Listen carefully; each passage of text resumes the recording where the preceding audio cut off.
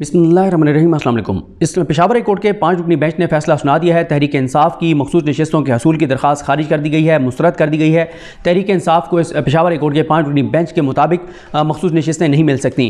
मामला क्या है, इस पर बात करते हैं। चीज़ें किस तरह आगे बढ़ रही हैं और आज तहरीक इंसाफ की एक सीट और कम हो गई है, कुछ सीटें मजीद कम होने जा रही हैं। ये मामला और माजरा क्या है, इस सारी सूरत पर बात करते हैं।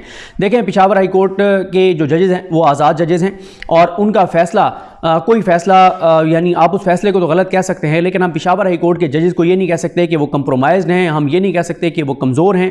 हाँ, कुछ चीज़ जब सुप्रीम कोर्ट ऑफ पाकिस्तान जब नज़र आ रही हो मूड में कि सुप्रीम कोर्ट का मूड क्या है, तो फिर जजेस मोहताज ज़रूर हो जाते हैं, क्योंकि उसकी वजह यह है कि जो हाई कोर्ट के जजेस हैं उन्होंने सुप्रीम कोर्ट में आना होता है, उनके ऊपर एलिवेट किया जाना होता है। तो हाई कोर्ट के जजेस ये देख रहे होते हैं कि ऊपर सुप्रीम कोर्ट का मिजाज क्या है, मूड क्या है। अब जब हाई कोर्ट को नज़र आ रहा है कि सुप्रीम कोर्ट का जो मिजाज और मूड है वो ये है सुप्रीम कोर्ट का कि सुप्रीम कोर्ट तहरीक इंसाफ के खिलाफ हर फैसला सुप्रीम कोर्ट से आ रहा है। बल्कि मैं आपको शुरू में एक चीज़ बता दूं, ये अजहर मिशवानी साहब ने एक ट्विटर अकाउंट को रीट्वीट किया हुआ था, बड़ा ज़बरदस्त इन्होंने लिखा है और ये साद हैं, साद के नाम से ट्विटर अकाउंट है और इन्होंने जो बात लिखी है ये कमाल इन्होंने बात लिखी है और असल बात यही है। उन्होंने ये लिखा कि मखसूस नशिस्तें नहीं मिली, क़यादत जिम्मेदार है। ये यानी हर चीज़ तहरीक इंसाफ की लीगल टीम पर या तहरीक इंसाफ की क़यादत पर डाल दी जाती है। गो के कुछ चीज़ों का मैं खुद ना के दूं उस पर मैं तनकीद करता रहूंगा, लेकिन 70-80% इसमें बातें ठीक लिखी हुई हैं कि देखें, तहरीक इंसाफ को ये जो कहा जाता है कि तहरीक इंसाफ जिम्मेदार है, मखसूस नशिस्तें नहीं मिली क्योंकि सुन्नी इत्तेहाद कौंसिल में चले गए। मसला ये है कि तहरीक इंसाफ पाकिस्तान दुनिया की टॉप 10 पॉलिटिकल पार्टीज में से, रजिस्टर्ड मेंबर्स के हिसाब से टॉप 10 पॉलिटिकल पार्टीज दुनिया की उसमें है। एक ऐसी जमात जिसमें हर मजहब का बंदा है, जिसमें हर मसला का बंदा है, जिसमें शदीद मजहबी लोग भी हैं, जिसमें शदीद सेकुलर लोग भी हैं, हर तरह के, हर मकतबा फ़िक्र, हर मजहब के लोग हैं इस जमात में, तहरीक इंसाफ में। लेकिन उस जमात को क्या हुआ, काजी फाइज ईसा साहब ने बल्ला छीना। बल्ला छीनने के बाद पहले तहरीक इंसाफ को जाना पड़ा मजलिस वातुल मुस्लिमीन में। मजलिस वातुल मुस्लिमीन में जब अनाउंस किया गया तो फिर मोहरे उतारे गए। शदीद मसलकी मुनाफरत रखने वाले और जो ऐसे किरदार हैं जो मुल्क के अंदर इंतशार फैलाते हैं, जो मसलकी फसादात करवाते हैं, उनको शह दी गई, उनको लॉन्च किया गया और उनको लॉन्च करके कहा गया कि तहरीक इंसाफ वाले जो है वो एक शिया जमात में चले गए हैं। हालांकि अल्लामा राजा नासिर अब्बास साहब की मजलिस वातुल मुस्लिमीन की मेरे सामने कोई ऐसी चीज़ नहीं है जो मैं देखूं कि उन्होंने कोई ऐसी, बल्कि मैं तो बहुत ही ज़्यादा उनसे मुतासिर हूँ, अल्लामा राजा नासिर अब्बास साहब से। जो उनकी गुफ्तगू है, जो उनका नॉलेज है, जो उनका एक्सपोजर है, हमेशा वो इख्तलाफात कम करने की बात करते हैं। और तहरीक इंसाफ एक मजबूरी के तहत वातुल मुस्लिमीन में जा रही थी क्योंकि मजलिस वातुल मुस्लिमीन के इंजीनियर हमीद हुसैन साहब जो हैं वो एक सीट जीत चुके थे कुरम से, और वो सीट भी वापस लेने के लिए प्रोसेस शुरू हो चुका है, अदालत ने स्टे दिया हुआ है और उसके ऊपर तब से ये उनके खिलाफ हुए हैं जब से वो फॉर्म 45 के लिए इस्लामाबाद हाई कोर्ट गए हैं। तो फिरका वाराना उनके खिलाफ एक कार्ड खेल दिया गया, मुल्क को आग में झोंकने का एक कोशिश की गई। इस वक्त पाकिस्तान के अंदर जो काम भी हो रहे हैं वो मुल्क को किसी सूरत भी इस्तेकाम की तरफ लेकर नहीं जाएंगे, मुल्क को बेहतरी की तरफ नहीं लेकर जाएंगे, मुल्क को तबाही और बर्बादी, अंधेरे, मायूसी की तरफ लेकर जाएंगे। और जानबूझ के ऐसे काम किए जा रहे हैं कि पाकिस्तान खुदा न खास्ता जो है वो बड़े और तरफ चला जाए। क्योंकि आज आप ये देखें कि आज जो सीट ली गई है उस पर बाद में आते हैं। तो खैर, अब एक मसले की उनके खिलाफ एक कार्ड इस्तेमाल कर दिया गया, तहरीक इंसाफ के लिए मुश्किल हो गया। तहरीक इंसाफ उसके बाद सुन्नी इत्तेहाद कौंसिल में उनको जाना पड़ा। लेकिन कुछ भी कहें, एक इतनी बड़ी पॉलिटिकल पार्टी के ऊपर एक टैग लग गया ना, सुन्नी इत्तेहाद कौंसिल के एक यानी मसले की नाम उनके ऊपर लग गया। हालांकि वो मसले की जमात नहीं है, उस जमात को एक मसले की जमात का ठप्पा उसके ऊपर जो है वो लग गया काजी फाइज ईसा साहब की वजह से। और ये काजी फाइज ईसा साहब ने कोई एम नहीं फैसला दे दिया था, उन्हें पता था कि अगली जब ये हुकूमत बनेगी तो क्या होगा। ये सारी वो चीज़ें काजी साहब के जहन में थी कि जब इनको बल्ला नहीं मिलेगा, इनको मखसूस नशिस्तें नहीं मिलेंगी, मखसूस नशिस्तें नहीं मिलेंगी, इनको नुकसान होगा, नून लीग को, पीपल्स पार्टी को, एमक्यूएम को इनको फायदा होगा। ये सारी चीज़ें ज़ाहिर है आपको कंसिक्वेंसेस पता होते हैं।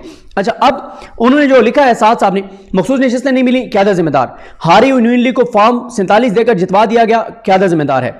बल्ले का निशान छिन गया, लीगल टीम जिम्मेदार है। सुप्रीम कोर्ट ने आरओ इंतजामिया लेने का हुक्म दिया, लीगल टीम जिम्मेदार है। चले मैं आपको यह भी बता दूंगा जहां पे मैं तहरीक इंसाफ को मैं उनकी कमी को समझता हूं, वहां मैं चले मैं आपको बता देता हूं, वरना यह बात उन्हें बिल्कुल ठीक लिखी है कि जब पूरा निजाम खिलाफ है, अदालतें खिलाफ हैं, इदारे खिलाफ हैं, पूरा निजाम और जंगल का कानून है, सरजमीन बेआइन पाकिस्तान बना हुआ है, तो आप हर चीज तहरीक इंसाफ और लीगल टीम पे नहीं डाल सकते। शुरू से शुरू करते हैं, मखसूस नशिस्तें नहीं मिली, क़यादत जिम्मेदार है। बिल्कुल ठीक कह रहे हैं कि ये गलत है कि तहरीक इंसाफ क़यादत जिम्मेदार है। हारी हुई नून लीग को फॉर्म 47 देकर जितवा दिया गया। क़यादत जिम्मेदार है, बिल्कुल ठीक लिख रहे हैं कि इसमें क़यादत का और पीटीआई का कोई इसमें कोई उनका गलती नहीं है। बल्ले के इंतखाबी निशान छिन गया, लीगल टीम जिम्मेदार है, बिल्कुल ठीक कह रहे हैं, कोई लीगल टीम का इसमें वो नहीं है। अच्छा, उसके बाद सुप्रीम कोर्ट ने आरोज इंतजामिया से लेने का हुक्म दिया, लीगल टीम जिम्मेदार है, बिल्कुल ठीक कह रहे हैं। इसमें थोड़े से मेरे तहफ़्फ़ुज़ात ये जरूर थे, मैं तनकीद करता रहा हूं कि तहरीक इंसाफ को व्हाइट पेपर जारी करना चाहिए था कि किस किस ब्यूरोक्रेट को किस ओहदे पर कितना अर्सा हो गया है। ये तहरीक इंसाफ को जरूर एक व्हाइट पेपर जारी करना चाहिए था। उसके बाद फिर यूके में तहरीक इंसाफ के लोगों ने ये किया भी सही, लेकिन अभी भी तहरीक इंसाफ को ये करना चाहिए। ये इरफान नवाज मेमन जैसे डीसी और ये सारे आईजी और ये सारा बताना चाहिए कि कौन कितने अरसे से इलेक्शन से पीछे वो ओहदों पर मौजूद था। और सुप्रीम कोर्ट में गलत बयानी की गई जिसमें सुप्रीम कोर्ट में कहा गया था कि हमने शफलिंग की है ब्यूरोक्रेसी की, वो झूठ था। नंबर 5, इमरान खान का हर मुकदमे में हक के दिफा छीना गया, लीगल टीम में जिम्मेदार है, बिल्कुल ठीक कह रहे हैं, इसमें लीगल टीम का कोई तल्लुक नहीं था। अगला, जस्टिस तारिक मसूद फौजी ट्रायल केस के नजरसानी बेंच से दस्तबरदार नहीं हुआ, लीगल टीम जिम्मेदार है, बिल्कुल ठीक कह रहे हैं, इसमें लीगल टीम का कोई तल्लुक नहीं है। कौमी असम्बली के इलेक्शन 90 दिन में नहीं हुए, सदर आरिफ अलवी जिम्मेदार है, बिल्कुल ठीक कह रहे हैं। मैं भी आरिफ अलवी साहब को जिम्मेदार नहीं समझता। जो माहौल था, जो सूरत हाल थी, उनके पास स्पेस ही नहीं थी और उन्होंने जो कोशिशें की हैं वो इमरान खान साहब को पता है। जब इमरान खान साहब बाहर आएंगे, अगर वो सदर पे तहफ़्फ़ुज़ात का इज़हार करते हैं, फिर तहरीक इंसाफ कह सकती है, वरना तहरीक इंसाफ को अभी आरिफ अलवी साहब पर तनकीद नहीं करनी चाहिए। उसके बाद ऑफिशियल सीक्रेट एक्ट और आर्मी एक्ट में सदर की मंजूरी के बगैर तरमीम कर दी गई, सदर आरिफ अलवी जिम्मेदार है। इमरान खान को तोशाखाना केस में मुतासिब जज हुमायूं दिलावर ने सजा दी, लीगल टीम जिम्मेदार है। 9 मई वाले दिन फॉल्स फ्लैग ऑपरेशन हो गया, क़यादत जिम्मेदार है। पंजाब और पख्तूनख्वा के इलेक्शन 90 दिन में नहीं हुए, इमरान खान ने असम्बली गलत तोड़ी। सिंध हाउस में लोटे इकट्ठे किए गए, इमरान खान जिम्मेदार है जिसने जनरल बाजवा पर एतमाद नहीं किया। तो खुलासा यह है कि हम आज क़यादत, लीगल टीम या इमरान खान की गलतियों की वजह से फंसे हुए हैं, वरना अदालतें हमें आइन कानून के मुताबिक इंसाफ देने पर तैयार बैठी हुई थी। इंतजामिया हमें लेवल प्लेइंग फील्ड देना चाहती थी और इस्टेब्लिशमेंट न्यूट्रल हो चुकी थी। बिल्कुल इन्होंने 100% ठीक लिखा है। इसमें कुछ जगहों में तहरीक इंसाफ की लीगल टीम की जरूर कमी कोताही है और उस पर हम बात भी करते हैं, लेकिन ओवरऑल 99% इन्होंने सच लिखा है कि ये जो हर चीज़ पे तहरीक इंसाफ के कुछ लोग सोशल मीडिया पे डाल देते हैं कि क़यादत जिम्मेदार है, लीगल टीम जिम्मेदार है, ऐसा नहीं है। पूरा निज़ाम खिलाफ खड़ा है और अदालतें और ब्यूरोक्रेसी इस निज़ाम के मुहाफिज हैं और इनके जरिए हर चीज़ एग्जीक्यूट की जाती है, ब्यूरोक्रेसी और अदलिया के जरिए। अब आ जाए इस बात पर कि तहरीक इंसाफ को यह कहकर मखसूस नशिस्तें नहीं दी गई कि जनाब इन्होंने वो जो एक प्रोसीजरल चीज़ें। देखिए, मैं आपको एक और चीज़ बता दूं कि जब कोई चीज़ होती है ना, जब मैं पीटीआई के कुछ लीगल टीम से पूछता हूं, लीगल जो मैटर्स को देख रहे हैं उनसे पूछता हूं और मुझे कोई चीज़ बताते हैं, तो दूसरी साइड कोई और कुछ कह रही होती है। तो मैं जिस एक शख्सियत से रब्ता करता हूं वो है बैरिस्टर साद रसूल साहब। साद रसूल साहब से मुझे बड़ी अकीदत है, बड़ी जो है वो मोहब्बत है और मैं हमेशा वो उस्तादों की तरह हैं और मैं जो है ना वो जब उनका नंबर मिलाता हूँ और कॉल वो उठा लें तो बस मैं फिर मेरा खून बढ़ जाता है। मैं कहता हूँ जी शुक्र है इन्होंने कॉल ले लिया। ज़ाहिर है मसरूफियत होती है और इतना लाइक एक वकील।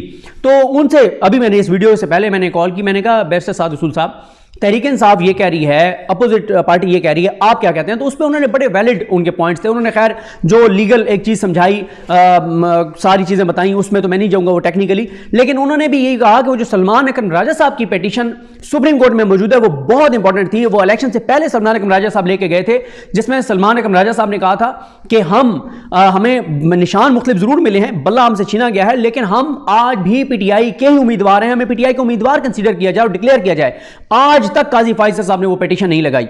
और साद रसूल साहब ने भी वही बात कही कि एक रूल्स में जब लिखा हुआ है कि पॉलिटिकल पार्टी वो होगी जिसके पास सिंबल होगा, तो ये इस रूल को उन्होंने चैलेंज किया हुआ था और कहा था कि इसको आइन से मुतसादिम करार दिया जाए। तो साद रसूल साहब ये समझते हैं कि वो पिटीशन लगनी चाहिए थी, वो लग जाती तो आज ये क्राइसिस ना होता जिसका क्राइसिस है। और इसमें भी साद रसूल साहब का यही कहना है कि लव पॉलिटिकल पार्टी है कि किसी भी पॉलिटिकल पार्टी में जा सकते हैं, ये दुरुस्त नहीं है मौक़िफ़ कि जो पार्टी जो है वो सीटें जो है वो हासिल करेगी उस पार्टी में कोई आज़ाद उम्मीदवार जा सकते हैं।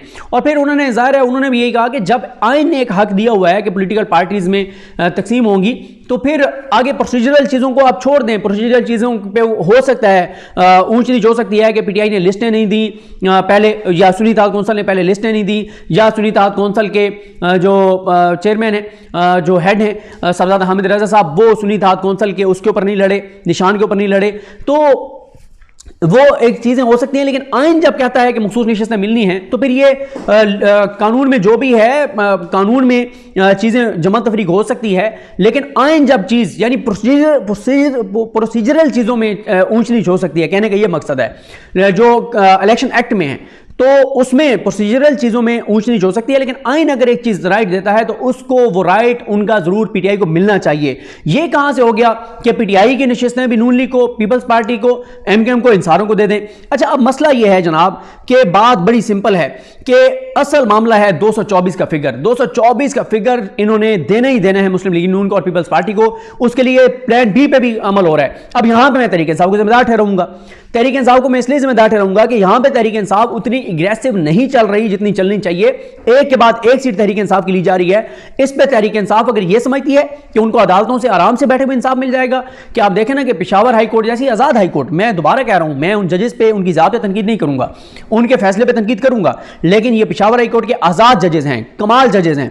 जाहिर है उनको एक ऊपर जब सुप्रीम कोर्ट इस हद तक बाइस्ड है, नजर आ रहा है कि चीफ जस्टिस पाकिस्तान इस हद तक बाइस्ड है, तो उसका असर जरूर उन्होंने मुझे लगता है लिया है, उसका असर मुझे लगता है लिया है। लेकिन उन्होंने कोई एक्स्ट्रा ऑर्डिनरी नहीं गए और चीजों में उस तरह से नहीं गए, क्योंकि पेशावर हाई कोर्ट का जो भी फैसला है, जो उन्होंने पीटीआई को आइन और कानून के मुताबिक हक दिया, वो सुप्रीम कोर्ट ने छीना है। बल्ला उन्होंने दिया था, सुप्रीम कोर्ट ने छीना, तो वो एक थोड़ा सा एक होता है, साइकोलॉजिकल भी चीज होती है।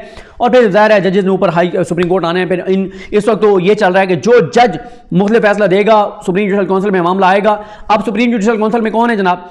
सुप्रीम जुडिशल काउंसिल में काजी फायसा साहब हैं, मंसूर अली शाह साहब हैं, मुनीब अख्तर साहब हैं। मुनीब अख्तर साहब तो आपको पता है कि वो तो इधर उधर नहीं जाने वाले चीज़ों से। इब्राहिम खान साहब हैं, वो ज़बरदस्त chief justice Peshawar high court, लेकिन वो तो अभी रिटायर हो जाएंगे। और आमिर फारूक साहब भी सुप्रीम जुडिशल काउंसिल में पहुंच गए हैं, जिन्होंने पूरी जुडिशरी का एहतसाब करना है। तमाम हाई कोर्ट के जजेस, तमाम सुप्रीम कोर्ट के जजेस के खिलाफ अगर शिकायत आएगी तो उनके एहतसाब करने वाली जो कमेटी है जो उनको निकाल सकती है, उसमें आमिर फारूक साहब भी मेंबर हैं। तो आप खुद अंदाज़ा लगाएं कितनी तगड़ी है कमेटी है। तो उनके फैसले पे बिल्कुल तनकीद है, उनकी ज़ात पे मैं पेशावर हाई कोर्ट के जजेस पे तनकीद नहीं करूँगा। लेकिन अब ये मामला जाएगा सुप्रीम कोर्ट ऑफ पाकिस्तान में और 224 का फिगर इनको दिया जा रहा है। इसमें आप देखें कि NA 81 इसमें दोबारा गिनती हुई है और जो मुस्लिम लीग नून के अजहर कयूम नारा इनको कामयाब करार दे दिया गया है और इनको 3197 वोटों से कामयाब करार दिया गया है।